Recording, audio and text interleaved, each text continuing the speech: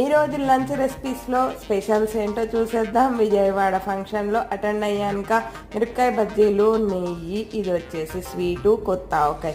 అన్నము ఉంటే చాలు. మెయిన్గా అన్నం మెత్తగా ఉండాలి. పెరుగు, క్యాబేజీ, కొబ్బరేసి కూర, అప్పడాలు, చిట్టి వడియాలు. ఈరోజు ఫంక్షన్లో అయితే వంకాయ లేదు. పొద్దున ఇడ్లీ, కారపొడి అవి కూడా పెట్టారు. నీళ్ళు అయితే అసలు ఎండాకాలం కదా, విపరీతమైన దాహం అవుతోంది. ఇంకా ఇక్కడైతే ఎండలు మండిపోతున్నాయి. ఇంకా లంచ్ టైం అయింది కదా, అన్నము, కూర, పప్పు, పచ్చడి అన్నీ వేసుకొని అయితే ఈరోజు సింపుల్గా ఫంక్షన్లో ఇట్లా లంచ్ని కంప్లీట్ చేశాను. వంటలన్నీ సూపర్గా ఉన్నాయి. ఇక్కడ మిరపకాయ బజ్జీలు కూడా వేసే బజ్జీలు వేరుగా ఉంటాయి. వాము, ఉప్పు పెట్టారు. సూపర్గా ఉంది మిరపకాయ బజ్జీ కూడా. ఈరోజు మిరపకాయ బజ్జీలు తినాలంటే ఒక అదృష్టం కూడా ఉండాలి. నేను ఒకటి కాదు 2 మిరపకాయ బజ్జీలు తిన్నాను. ఈరోజు సింపుల్గా ఫంక్షన్లో ఇలా మా లంచ్ని కంప్లీట్ చేశాను.